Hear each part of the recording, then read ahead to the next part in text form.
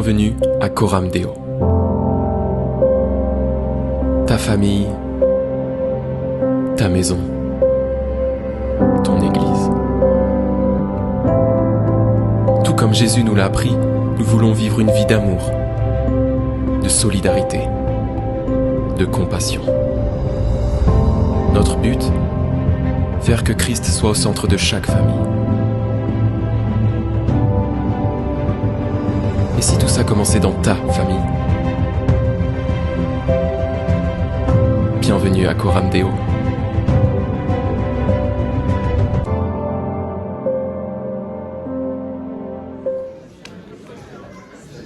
Bonjour, bonjour l'église d'Ain. Comment allez-vous? Soyez les bienvenus ce matin dans la maison du Seigneur. On va passer un moment à le louer, à l'adorer, à entendre sa parole. Donc, c'est facile à dire, mais je le dis quand même. Laissez vos soucis à la porte ou donnez-le à la croix. Mais ce matin, on est là vraiment pour louer le Seigneur, pour l'adorer. Donc, que toutes les pensées qui nous accablent, toutes les pensées qui traversent notre esprit, on puisse les faire taire. Et que le Seigneur puisse venir prendre toute sa place ce matin. Parce que ce matin, il a quelque chose pour vous en particulier. Une parole, quelque chose. Sachez que quand on se rassemble, quand on vient dans sa présence, ensemble, qu'on le loue, qu'on l'adore, qu'on entend sa parole, il a forcément quelque chose pour vous. Donc ce matin, soyez réceptifs. Et puis je vais vous demander de vous lever. Parce que c'est tellement bon de louer notre Dieu. C'est tellement bon de le louer et de l'adorer. Alors ce matin, sans plus attendre, nous allons louer notre Dieu.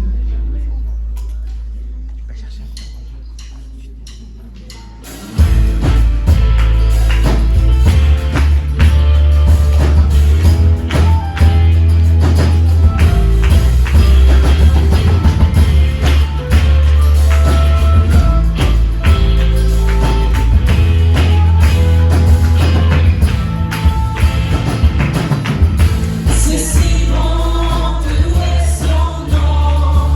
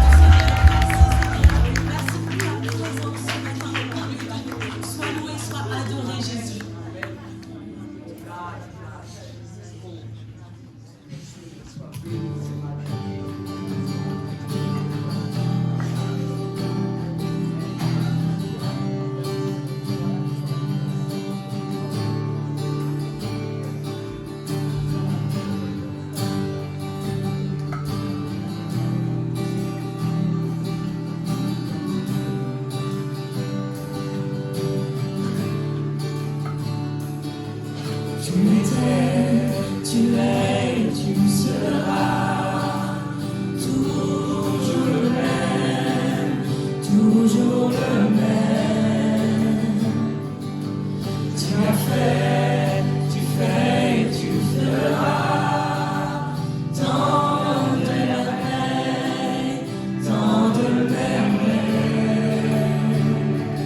En ton temps, tout s'accomplit. Tu es Dieu, le grand je suis. Tu nous ouvres dans les portes du ciel. Tu nous fais vivre ta présence bien plus précieuse que les plus beaux diamants. Elle nous suffit à chaque instant. Elle nous suffit pleinement.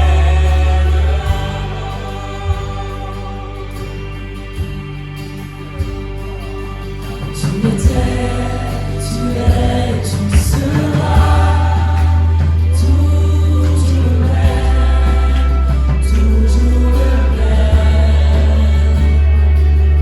Tu as fait, tu fais, tu feras tant de merveilles, tant de merveilles.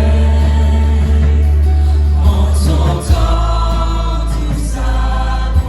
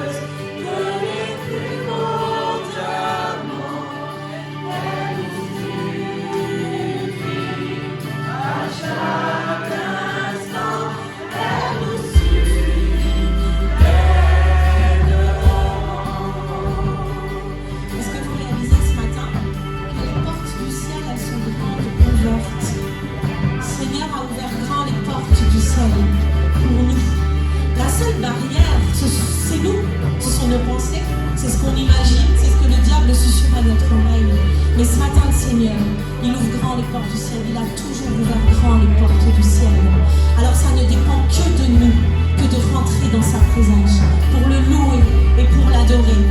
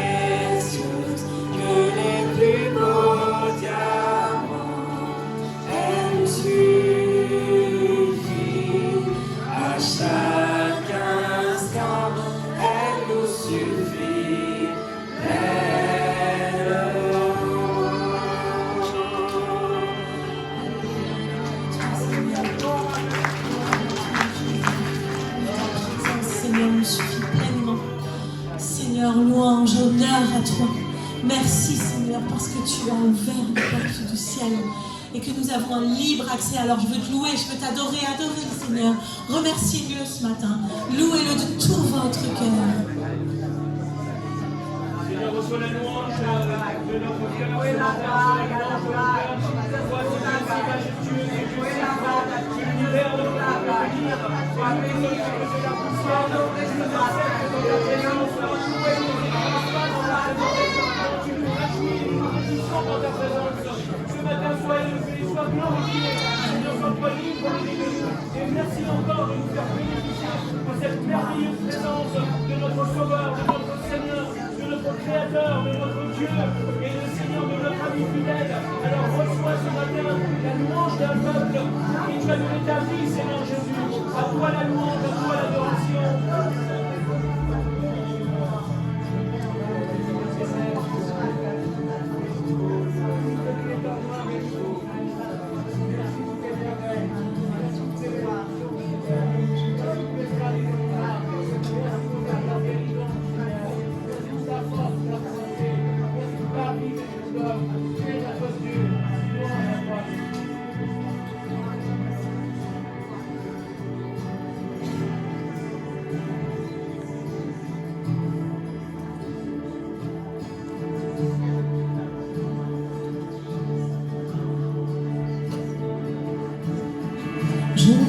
le roi de gloire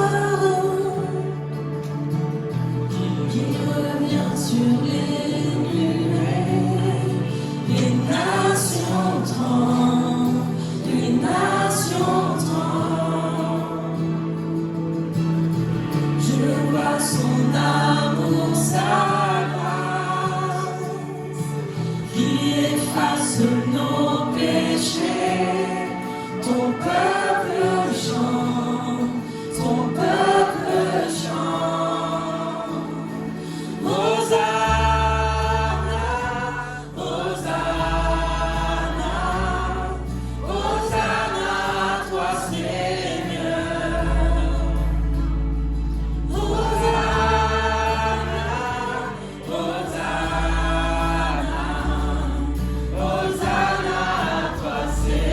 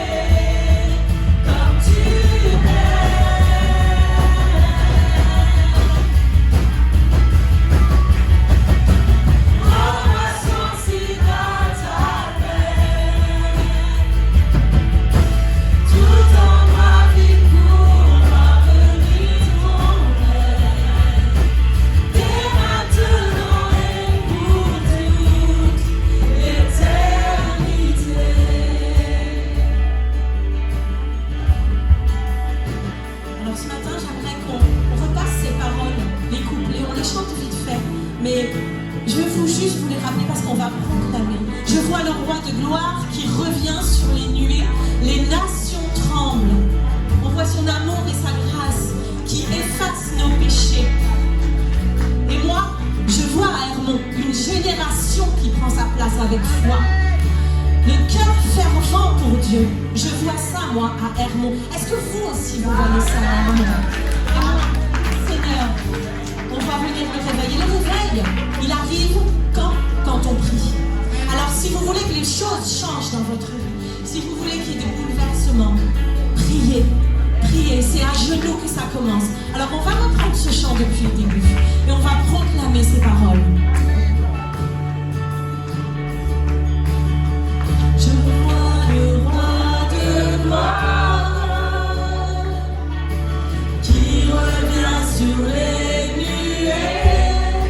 Les nations tremblent, les nations tremblent.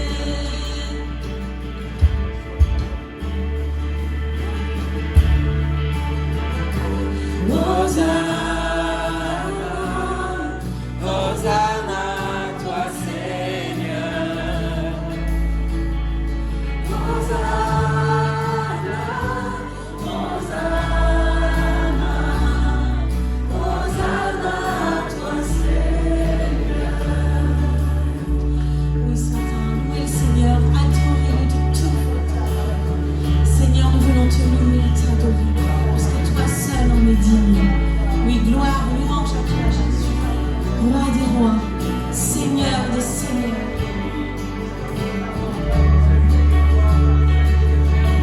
Allez-y, n'hésitez pas à louer à voix haute le Seigneur.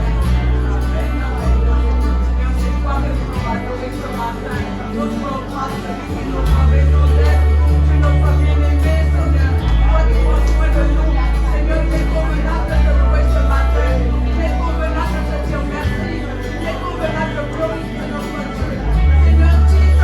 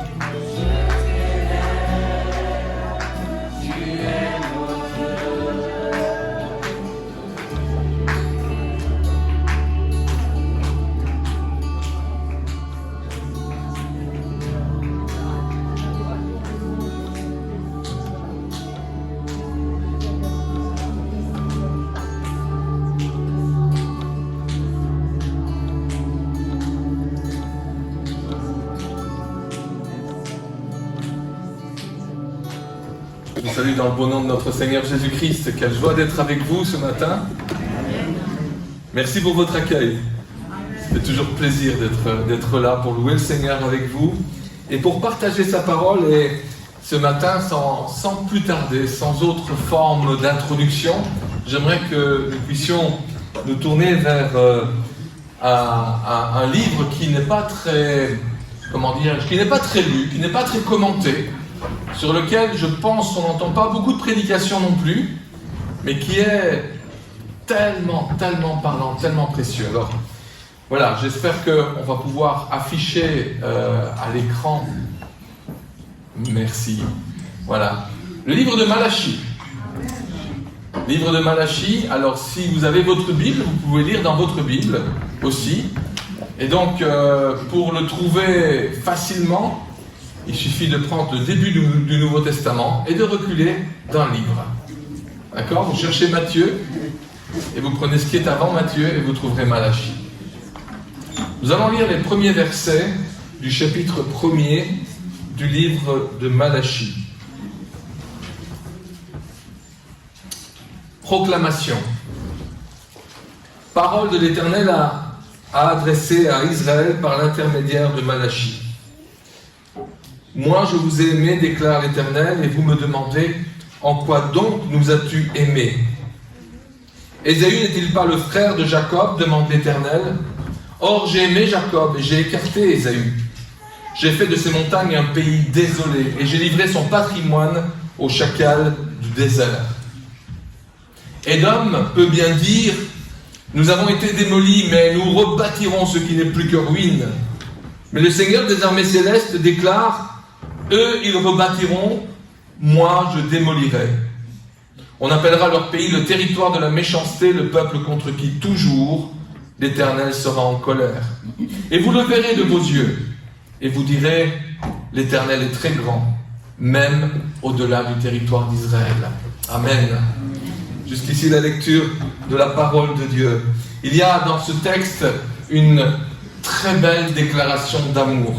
Trouvez pas ? Si, regardez.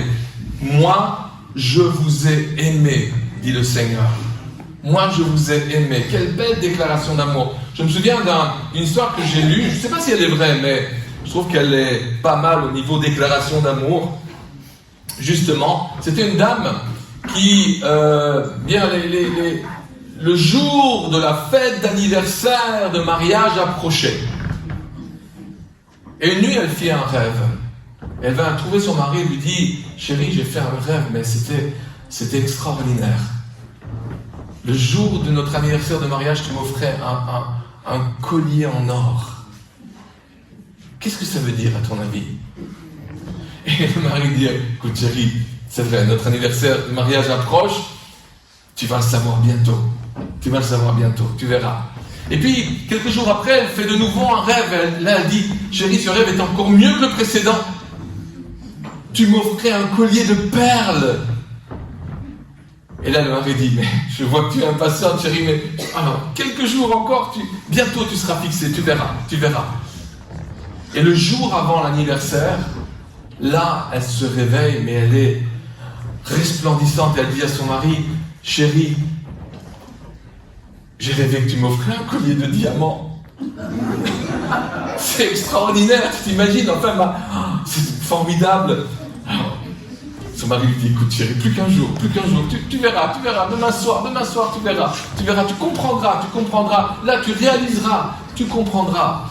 Et puis le jour arrive, et le soir, le mari il se met sur son 31, il prépare un dîner aux chandelles, il fait tout pour vraiment combler son épouse, et là, l'épouse est ravie, elle s'attend vraiment à quelque chose d'exceptionnel.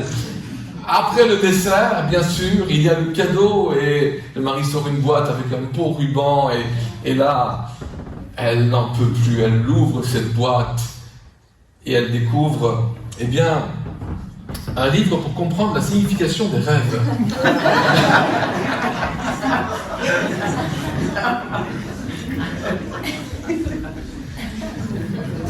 Les déclarations d'amour masculine ne sont pas toujours à la hauteur, n'est-ce pas, les sœurs ? Pas toujours à la hauteur, c'est vrai, on l'a déjà dit. Nous allons parler d'amour ce matin.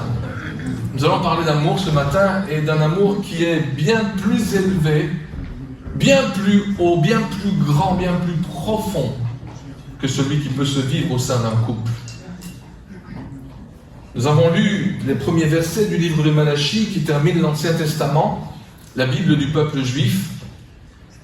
Un petit livre qui contient les dernières paroles que Dieu a voulu adresser à son peuple. Pourquoi dernières paroles? Dernières paroles avant la venue du Messie. Dernières paroles avant la venue de Jésus-Christ. Parce que, après Malachie, il n'y a plus eu de prophète pour exprimer la voix de Dieu. Pendant des années, des dizaines d'années, pendant des siècles, plus de 4 siècles. Ce n'est pas un hasard si le prénom Malachie signifie « mon messager ». Mon messager. Parce qu'il est le dernier messager que Dieu a envoyé à son peuple. C'est vous dire l'importance de ce livre. Le dernier messager que Dieu envoie à son peuple juste avant son Fils unique. Juste avant Jésus. Malachie se situe donc au bord d'un gouffre, un gouffre de 4 siècles de silence. Imaginez que Dieu n'ait plus jamais parlé entre le XVIe siècle, la Réformation, Luther, Calvin, enfin c'est tellement loin, 4 siècles jusqu'à aujourd'hui. Que Dieu ne se soit plus exprimé. Ce livre est donc comme une dernière lettre. Une dernière lettre de Dieu à son peuple, une lettre d'espoir, une lettre d'encouragement. En fait, une lettre d'amour. Une lettre d'amour. Je vous encourage à lire le livre de Malachie. Une lettre d'amour pour son peuple. Malachie est un livre particulier, vraiment particulier. Pas seulement parce que, comme je viens de le dire, c'est une lettre d'amour pour son peuple, alors qu'il va être dans une longue attente du Messie, mais aussi parce que une des particularités réside dans les questions que le peuple d'Israël se permet de poser à Dieu. Il y a comme ça plusieurs questions. Et ce qui est intéressant dans ces questions, c'est que je trouve qu'elles sont d'une grande actualité. Elles ressemblent beaucoup à nos questions. Elles ressemblent beaucoup aux questions que beaucoup d'hommes et de femmes se posent encore aujourd'hui. Dès le début du livre, au verset 2, nous en trouvons une. « Moi, je vous ai aimé, déclare l'Éternel, et vous me demandez, en quoi donc nous as-tu aimé? En quoi donc nous as-tu aimé ?» Alors que Dieu fait à son peuple une déclaration d'amour, une superbe déclaration d'amour, il reçoit cette réponse qui est difficile à entendre. Mettez-vous un peu à la place de celui à qui vous venez d'exprimer votre amour, celle à qui vous venez d'exprimer votre amour. Et si elle vous répondait « Ouais, en quoi m'as-tu aimé? Où est ton amour pour moi? Je ne vois aucune évidence de ton amour en réalité. » Dieu, en quoi m'as-tu aimé? En quoi m'as-tu aimé? Voilà une réponse qui n'est pas facile à entendre. Qui n'est vraiment pas facile à entendre pour quelqu'un qui vient d'exprimer son amour. Et pour bien comprendre cette question empreinte de doute, vous voyez bien qu'il y a des doutes dans cette question. T'es sûr que tu m'aimes? Je vois vraiment pas d'évidence. Eh bien, il faut nous remettre le contexte en mémoire dans lequel vivaient les Israélites du temps de Malachie, pour bien comprendre cette question. Pourquoi pose-t-il cette question à Dieu? Il faut savoir que pendant plusieurs dizaines d'années, les Israélites avaient été déportés, loin de leur pays. Ils vivaient en exil. Ils avaient été déportés de leur pays pour se retrouver esclaves sous la domination tantôt des Babyloniens, puis des Perses, pendant 70 ans. après quoi on leur permit de revenir dans leur pays. Mais que trouvèrent-ils dans ce pays? Ce pays qu'ils avaient laissé, qui était beau, qui était luxuriant, qui était magnifique. 70 ans après, ils l'ont retrouvé complètement dévasté. C'était à nouveau des terres arides. C'était des villes détruites. C'était non pas une terre accueillante, bien loin de là. La situation que présente le livre de Malachie a lieu plusieurs dizaines d'années après ce retour d'exil.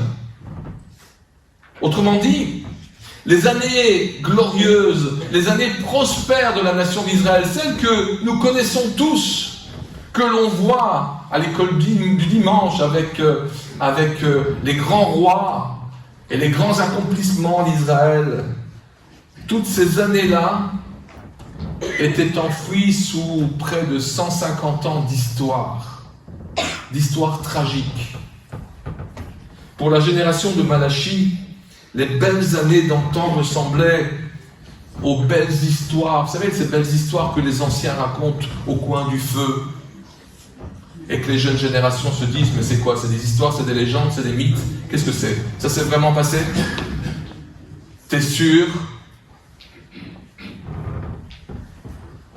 Pourtant, dès leur retour de captivité, ces quelques milliers de rescapés, ils étaient environ 50 000 à revenir dans leur pays. Ces quelques milliers de rescapés, à leur retour, avaient pu reconstruire le temple. Ils l'avaient reconstruit sous le commandement d'Esdras. Oui, mais le temple qu'ils avaient reconstruit, parce qu'ils n'avaient pas beaucoup de moyens, le temple qu'ils avaient reconstruit n'avait pas du tout l'allure, la beauté, la splendeur, la magnificence du temple de Salomon. C'était un petit temple là, avec de faibles moyens. Ensuite, sous la direction de Néhémie, ils avaient même pu reconstruire les murailles de Jérusalem. Vous savez, une ville sans murailles à l'époque, c'était pas une ville. Et reconstruire les murailles, c'était important pour justement la sécurité, pour la protection d'une ville. Donc ils avaient pu, avec Néhémie, reconstruire les murailles. Oui, mais ils n'en étaient pas pour autant débarrassés de leurs ennemis, des ennemis tenaces, qui voulaient les détruire, les exterminer. Ils étaient toujours là à rôder autour. Dans un tel environnement hostile, les conditions de vie étaient particulièrement difficiles. Particulièrement difficiles. Et donc il n'était pas étonnant, surprenant que dans les conversations se glisse beaucoup de scepticisme, beaucoup de pessimisme. Voilà donc le contexte. Le contexte de cette question que le peuple se permet de poser à Dieu. Par le passé, l'Éternel, le Dieu de leur père, avait permis que plusieurs tragédies les atteignent coup sur coup. Il avait permis qu'ils soient finalement déportés sur une terre étrangère, qu'ils soient esclaves à nouveau d'un peuple étranger. Après le retour, ils n'avaient trouvé que des ruines. Que des ruines. Et le peu qu'ils avaient réussi à arracher à la poussière, que ce soit le temple, leur maison ou les murailles de Jérusalem, eh bien, cette génération-là pensait avoir pu l'accomplir de ses propres mains, à la sueur de son front, à la force de ses bras. Alors où était Dieu dans tout cela? Comment osait-il dire qu'il les aimait? Voilà la question que ce peuple pose. Si nous regardons au monde dans lequel nous vivons, il est courant d'entendre cette même question. Peut-être l'avez-vous déjà entendu. Moi, je l'ai déjà entendu tellement de fois. Où est l'amour de Dieu dans toutes les tragédies qui atteignent le monde? Où est l'amour de Dieu dans toutes les tragédies qui atteignent ma famille? Dans toutes les tragédies qui m'atteignent moi personnellement? Où est l'amour de Dieu au milieu d'une pandémie, au milieu de la guerre? Où est l'amour de Dieu lorsque tu perds ton emploi? Lorsque tu vis des difficultés pour te loger? Lorsque tu vis sous le seuil de pauvreté? Où est l'amour de Dieu lorsque tu es l'objet de violence, de maltraitance? Où est l'amour de Dieu lorsque tu souffres parce que tu es malade?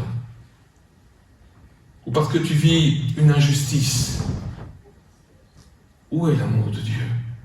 Il est tellement facile pour l'homme d'aujourd'hui de lever les yeux vers le ciel et de dire à Dieu, mais en quoi m'as-tu aimé? Mais en quoi m'as-tu aimé? Où sont les évidences de ton amour pour moi?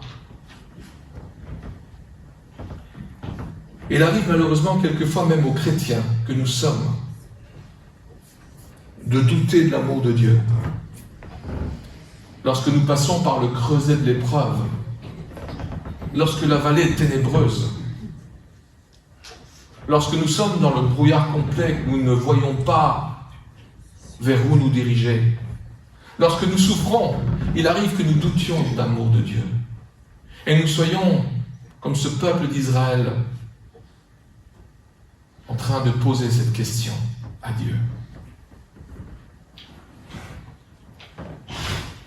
Moi, je vous ai aimé, déclare l'Éternel. N'allez pas croire que c'est une phrase au passé. Alors oui, c'était traduit ainsi. Mais en réalité, cette déclaration pourrait être traduite au présent. Moi, je vous aime.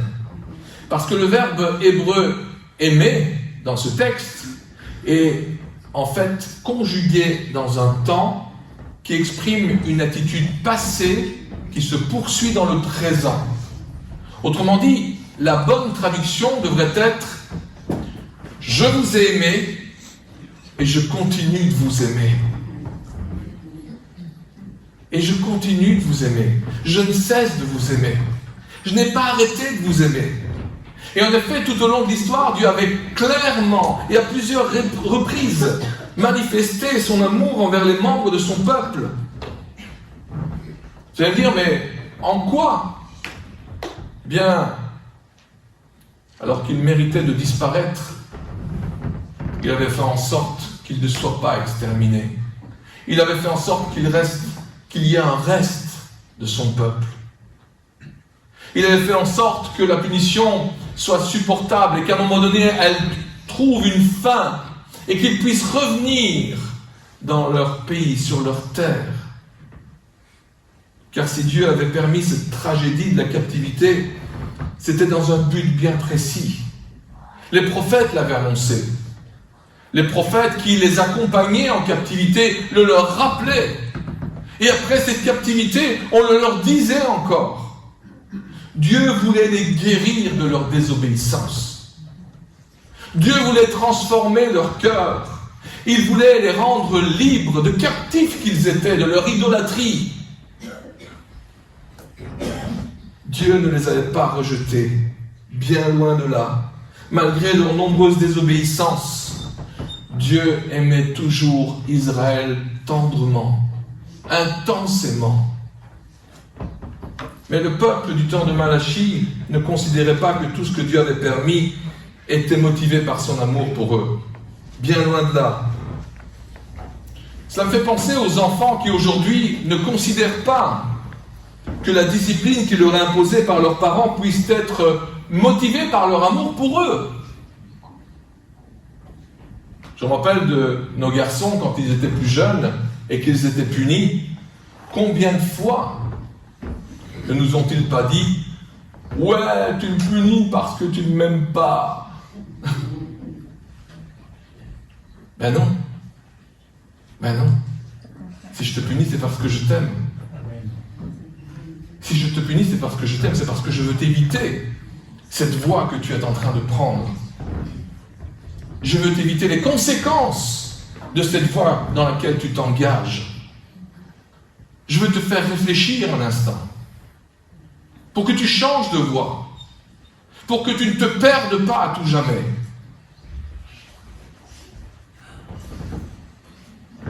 Malgré le fait qu'ils avaient retrouvé leur pays, leur liberté, les Israélites se plaignaient de ne pas voir les évidences de l'amour de Dieu dans leur vie, dans leur quotidien. Et voilà pourquoi Dieu va faire appel dans un premier temps à leur histoire. Il va quelque part leur dire, mais regardez derrière vous, regardez à votre passé, regardez à votre histoire, regardez à toutes les fois où je suis intervenu auprès de vos pères, de vos ancêtres. Vous êtes les descendants de Jacob, cet homme que j'ai choisi, que j'ai aimé, et dont j'ai fait un peuple, et envers lesquels je me suis engagé. Et alors que Dieu tente de leur remettre en mémoire les nombreuses manifestations de son amour tout au long de leur histoire passée, les Israélites, la génération de Malachie, sont braqués. Ils sont braqués sur le présent. Ils sont braqués sur le maintenant. Le maintenant. Ils n'arrivent pas à considérer ce qui s'est passé dans leur histoire proche ou lointaine. Ils sont focalisés sur ce qu'ils vivent dans l'immédiat. Et nous leur ressemblons. Nous leur ressemblons. Souvent, lorsque nous ne sentons pas aimés par Dieu, c'est parce que nous sommes braqués sur le moment même. Sur le moment que nous sommes en train de vivre. Mais nous ne pouvons pas évaluer l'amour de Dieu sur base des moments présents que nous vivons. Non. Non, ce n'est pas possible. L'amour de Dieu œuvre à travers le temps. Et il faut du temps pour le distinguer dans toute sa plénitude. L'amour de Dieu œuvre à travers le temps. Et il faut du temps pour le distinguer, pour le percevoir dans toute sa grandeur, dans toute sa plénitude. Souvent, nous ne voyons pas l'amour de Dieu lorsque nous faisons face à des problèmes, lorsque nous faisons face à la souffrance. Pourtant, ces événements négatifs de notre vie peuvent très bien être des signes de l'amour de Dieu. Oui, ils peuvent être des signes de l'amour de Dieu, dans la mesure, peut-être où, comme je le disais pour les enfants, ils nous permettent d'éviter de mauvais choix de vie. Mais sur le moment même, nous ne le percevons pas. C'est après, bien après, que nous le réalisons. Vous savez, Yolanta et moi, nous sommes pas mal sur les routes ces derniers temps. Et donc, on a des longs voyages en voiture qui prennent des fois des heures. Et donc, ça fait pas mal de sujets de conversation. Et donc, on parle de tout, de rien. Et à un moment donné, lorsque je suis fatigué et qu'il faut éviter que je m'endorme, du coup, je demande à Yolanta de me parler. Et là, du coup, elle me pose des questions bizarres pour réveiller mon attention, vous voyez ? Le genre de questions comme si tu pouvais revenir en arrière, que changerais-tu à ta vie ? Waouh ! Là, c'est sûr que vous ne pouvez pas vous endormir avec une question pareille. Et c'est vrai, quand on y pense, qui n'a jamais pensé pouvoir revenir en arrière ? Vous savez, la machine à remonter le temps, hein, revenir en arrière pour changer un tout petit truc, hein, pas grand-chose. Une parole dite à quelqu'un, un choix que l'on a fait, une décision, un acte, un tout petit quelque chose qui pourrait nous éviter des conséquences difficiles, peut-être des conséquences douloureuses, peut-être des conséquences catastrophiques. Vous savez, ce qui a démarré une chaîne d'événements qui finalement a complètement bouleversé votre vie. Eh oui. Qu'est-ce que je changerais à ma vie si je pouvais revenir en arrière ? Eh bien, je lui ai fait la réponse d'Édith Piaf. Alors, les plus anciens d'entre nous savent. Ah, même les jeunes connaissent, hein. Non, rien de rien, non, je... Alors, comprenez-moi bien, je ne connais pas du tout les sentiments qu'avait Édith Piaf en chantant cette chanson. N'interprétez pas mal ma réponse. Non, oui, je lui ai dit, je ne changerai rien. Non pas parce que je n'ai jamais fait d'erreur. Alors, bien sûr, j'ai fait des erreurs. Et pas qu'un peu. Non pas parce que je n'ai jamais connu l'échec et la souffrance. Oui. comme tous. Mais c'est parce que je reconnais que Dieu a œuvré dans ma vie. Même dans les moments les plus difficiles, même dans les sombres vallées, même lorsque je faisais de mauvais choix, Dieu s'est révélé à moi comme il s'est révélé à Jacob. Il a transformé le mal en bien dans ma vie. Que pourrais-je changer avec le recul quand je vois la manière dont il a agi, la pédagogie qu'il a employée envers moi, la patience qu'il a eue? Que pourrais-je changer? Tout ce qu'il m'a permis de vivre, de traverser, même si à certains moments c'était difficile, très difficile. Tout cela, je le sais aujourd'hui, m'a permis d'éviter des voies de perdition. Tout cela aujourd'hui, je le sais, était motivé par son amour pour moi, même si à l'époque je ne le comprenais pas.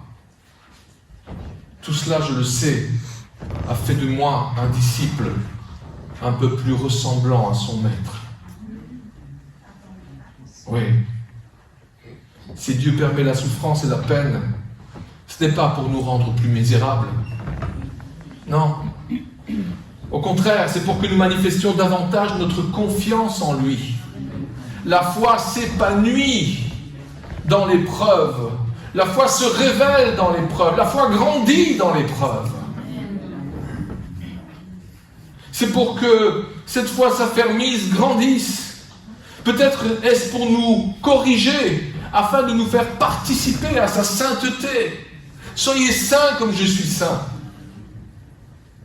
Peut-être est-ce pour que nous puissions mieux venir en aide aux autres. Peut-être est-ce pour nous façonner, oh oui, certainement, pour nous façonner à l'image de Jésus-Christ.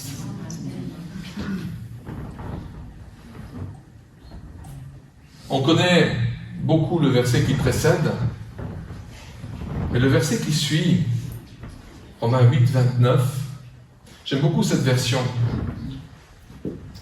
En effet, ce que Dieu a enveloppé d'avance dans son plan d'amour, c'est vous, c'est moi. Il vous a, j'aime beaucoup cette expression, il vous a enveloppé d'avance dans son plan d'amour. Donc il a un plan d'amour pour votre vie. Amen. Pour ma vie. Il nous a enveloppés d'avance dans son plan d'amour. Il a décidé de faire d'eux ses enfants au même titre que son propre fils et de les façonner pour qu'ils lui ressemblent. Et là, c'est le potier qui façonne l'argile. Dans ce plan d'amour dans lequel nous nous trouvons, dans lequel nous sommes enveloppés, eh bien, il veut nous façonner par petites touches pour que nous ressemblions à son Fils bien-aimé. Et dans lequel Israël, plusieurs générations étaient passées depuis que le peuple était revenu habiter ce pays promis. Bien sûr, ils avaient reconstruit le temple, et ce temple aurait dû leur permettre de s'approcher de Dieu, de renouer ce contact, cette ferveur avec le Seigneur.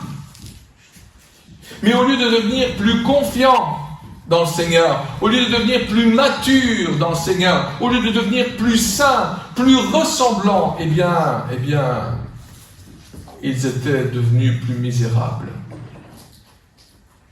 Malheureusement, plus misérables. Mais le Seigneur n'en a pas fini encore avec son peuple. Remarquez cet amour qu'il a, cette patience, cet amour qui est mis en évidence. Franchement, il aurait pu se fâcher, se dire, mais comment? Vous doutez de mon amour? Non, non, non. Il essaye encore de les convaincre avec amour, justement. Il veut détourner leurs yeux de leur nombril déprimant. Il veut leur ouvrir une nouvelle perspective. Il veut leur permettre de voir ce qu'ils ne voient pas, ce qu'ils ne voient plus. Il leur rappelle son amour pour Jacob, leur ancêtre. Il leur remet en mémoire son alliance, cet engagement qu'il a pris. Une alliance où il s'est engagé à aimer les descendants de Jacob, c'est-à-dire eux-mêmes.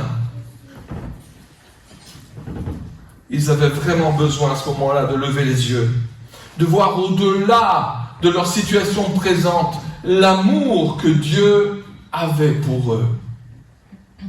Que ce soit dans leur passé, même dans leur présent. Si souvent nous faisons de même, lorsque l'épreuve nous atteint, nous oublions presque instantanément les nombreux actes de miséricorde que Dieu a manifestés dans notre vie. Nous oublions toutes les fois où il a répondu, où il est intervenu, où il a manifesté combien nous étions précieux à ses yeux, combien il nous aimait, combien nous avons la mémoire courte. Un jour, Karl Barth, je ne sais pas si vous connaissez, c'est un théologien suisse, un grand nom de la théologie. Karl Barth faisait une conférence dans une prestigieuse faculté de théologie. C'est quelqu'un qui, avait pu réfléchir à des choses vraiment très compliquées et les exprimer avec beaucoup de justesse, de profondeur. Et donc, après sa conférence, il y eut un temps de questions-réponses entre les professeurs qui étaient là, les professeurs de la faculté, et cet éminent théologien. Et l'un des professeurs posa la question suivante: Dr Barth, pourriez-vous nous dire quelle est la pensée la plus profonde qui vous ait jamais frappé? Et là, il s'attendait vraiment à un développement théologique extraordinaire, bien entendu. Et Karl Barth a répondu ceci: Jésus m'aime, je le sais, car la Bible me le dit. C'était une petite chanson qu'il avait apprise à l'école du dimanche. Ah, ça faisait drôle à la faculté, hein? Parce que depuis son enfance, ce célèbre théologien n'avait jamais douté de l'amour de Dieu pour lui. Cette petite chanson était ancrée dans son cœur et l'interdisait d'émettre des doutes sur l'amour que Dieu lui portait, même dans les moments les plus difficiles de sa vie. Et il nous faut nous aussi réaliser et accepter que l'amour de Dieu pour nous ne nous épargne en rien les épreuves.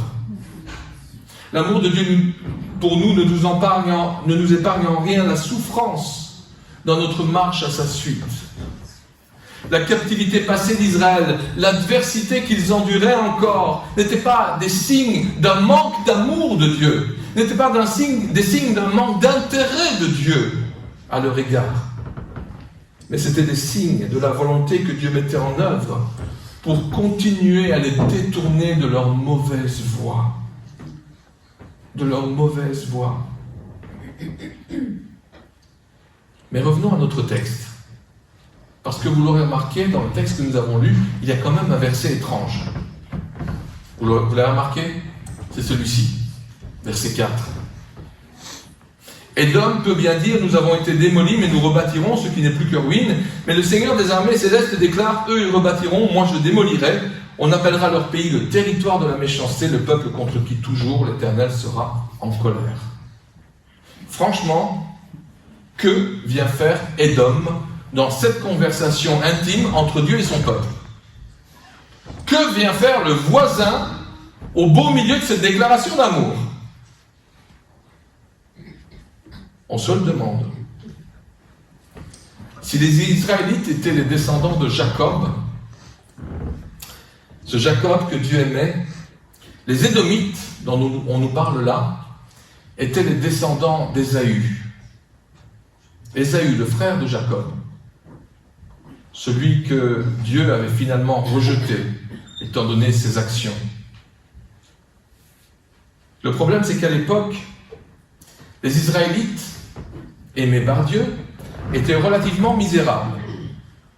Alors que les Édomites, eh bien, eux, narguaient les Israélites, les voisins donc, les cousins, narguaient les Israélites par leur force, leur richesse, leur prospérité. Pourtant, plusieurs prophètes avaient prophétisé la chute d'Édom l'orgueilleuse.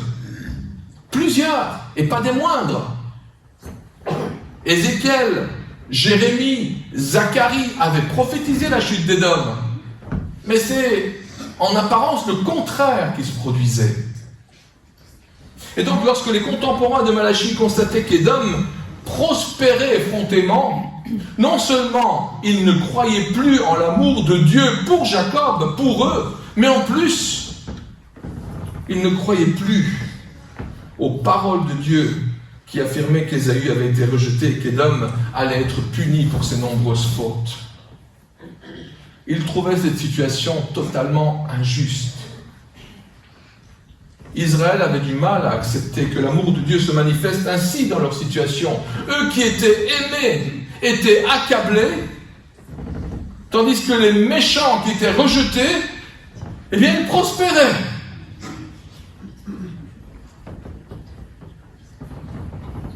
Les Israélites pensaient que l'amour de Dieu aurait dû leur éviter l'épreuve. Ils pensaient que l'amour de Dieu aurait dû leur éviter la souffrance, les efforts, les responsabilités.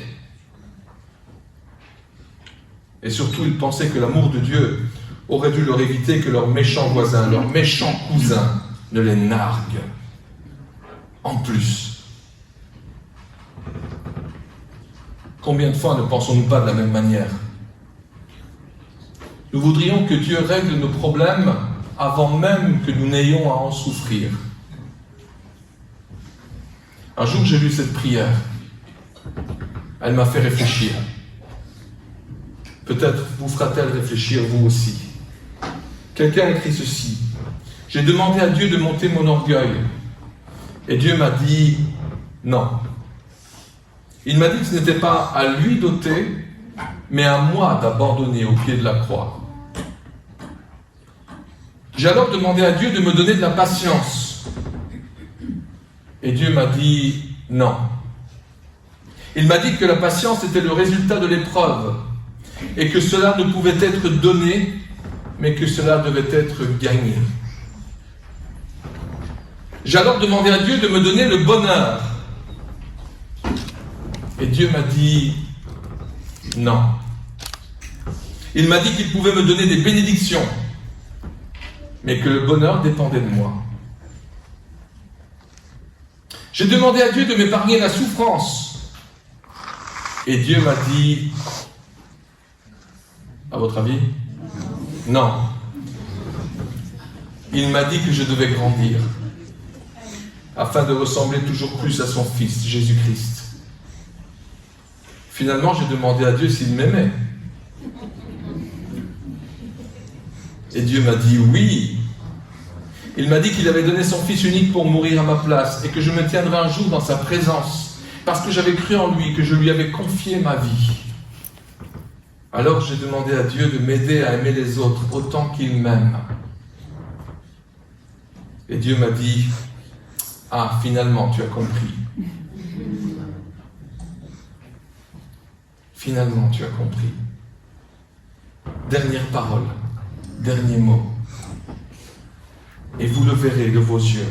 Et vous direz, l'Éternel est très grand, même au-delà du territoire d'Israël. Par cette dernière phrase, Dieu veut rassurer son peuple. Alors qu'ils sont encore dans le tunnel sombre d'aujourd'hui, Dieu leur promet qu'au bout de ce tunnel, sa lumière brille. C'est ainsi que plus tard, les Israélites vont réaliser que Dieu n'a effectivement jamais cessé de les aimer. Parce que Dieu est fidèle dans son amour. Il nous aime. Et il ne cesse de nous aimer. Dieu est grand, il accomplira ses promesses dans notre vie, en son temps. Alors, c'est pourquoi il faut lever les yeux. Lever les yeux pour, justement, voir cette lumière qui brille au bout du tunnel. Parce que ces paroles sont vraies. Ces promesses s'accomplissent. Cette déclaration d'amour est pour chacun de nous ce matin. Parce que l'amour que Dieu nous porte ne dépend pas des circonstances que nous sommes en train de vivre au moment présent. Elle ne dépend même pas de la valeur que nous croyons avoir nous-mêmes. Souvent, elle n'est pas très élevée. Dieu sait exactement la valeur que nous avons. Nous sommes précieux à ses yeux. Dieu a choisi de nous aimer, malgré les circonstances, malgré nos doutes, malgré nos défauts, malgré nos péchés. Il a choisi de nous aimer malgré tout. Et il nous l'a prouvé en Jésus-Christ. Il nous l'a prouvé en Jésus-Christ. En effet, lorsque nous étions encore empêtrés dans nos péchés, incapables de nous aider nous-mêmes, trop faibles pour aimer Dieu ou lui apporter quoi que ce soit de valable, Jésus-Christ, au moment fixé par Dieu, est mort pour nous. C'est-à-dire pour des impies qui ne se souciaient pas de Dieu. Il est déjà extraordinaire que quelqu'un donne sa vie pour un homme de bien. Il peut arriver que pour un bienfaiteur ou pour une cause juste, un homme accepte de braver la mort. Mais Jésus-Christ est mort pour nous alors que nous vivions encore en conflit avec lui. N'est-ce pas la meilleure preuve que Dieu nous aime? N'est-ce pas la meilleure preuve que Dieu nous aime? Alors si ce matin vous vous posez la question, en quoi Dieu m'as-tu aimé? Sachez que oui, Dieu vous a aimé, que Dieu vous aime et que Dieu vous aimera toujours. Amen. Il vous l'a prouvé en quittant son ciel de gloire. Il vous l'a prouvé en venant vivre sur cette terre. Il vous l'a prouvé en s'identifiant complètement à nous, en acceptant nos limitations humaines. Il vous l'a prouvé en vivant nos difficultés comme un simple mortel, en se chargeant de nos souffrances.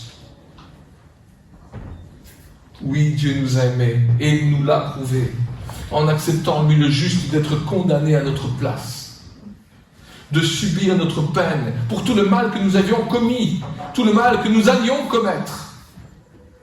Il n'a pas hésité à prendre sur lui notre culpabilité pour que nous puissions être pardonnés, pour que nous puissions être rendus libres, pour que nous puissions vivre pour l'éternité auprès de son Père. Existe-t-il une plus grande preuve d'amour que celle-là? Non, il n'y en a pas. C'est pourquoi ne doutons jamais de l'amour de Dieu.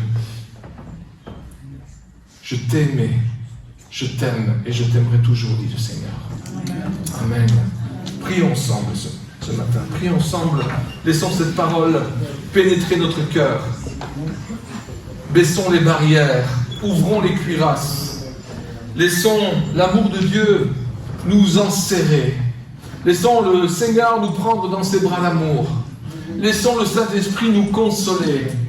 Laissons le Seigneur nous rappeler combien il nous aime, combien il nous a aimés, et que ses promesses s'accompliront. Laissons le Saint-Esprit nous rappeler qu'il est tout-puissant, que rien ne lui est impossible. Oh Seigneur, merci pour ta parole. Je viens avec mes frères et mes sœurs ce matin, parce que Seigneur, cette parole nous fait tellement du bien. Elle nous remplit le cœur de joie. Nous sommes aimés par toi. Quelles que soient, Seigneur, les circonstances que nous vivons, ta vie est entre nos mains. Nous t'appartenons, Seigneur. Rien ne pourra nous ravir de ta main. Le lion a beau rugir, il a beau essayer de nous faire peur. Seigneur, nous sommes dans ta main. Seigneur, tu as un plan merveilleux pour nous et ton objectif est vraiment de nous rendre plus forts, de nous faire grandir à la ressemblance de ton Fils bien-aimé. Viens, Seigneur, ce matin, nous remplir de cet amour qui nous permet, Seigneur, de déborder de joie et d'amour nous-mêmes, afin que nous puissions, oui, nous aimer les uns les autres, afin que nous puissions, Seigneur, considérer, oh Seigneur, quelle valeur nous avons réellement à tes yeux. Oh Seigneur, merci. Merci pour cette parole de Malachie. Merci parce que tu n'as pas laissé, Seigneur, ton peuple sans une dernière lettre d'amour, dans l'attente de l'expression extraordinaire de ton amour en Jésus-Christ sur la croix. Oh Seigneur, viens, Seigneur, par ton esprit, nous convaincre. Viens effacer tout doute. Viens remplir nos cœurs, Seigneur, afin que nous puissions déborder d'amour pour toi. Père, je te le demande dans le beau nom de Jésus et pour ta gloire. Amen. Amen.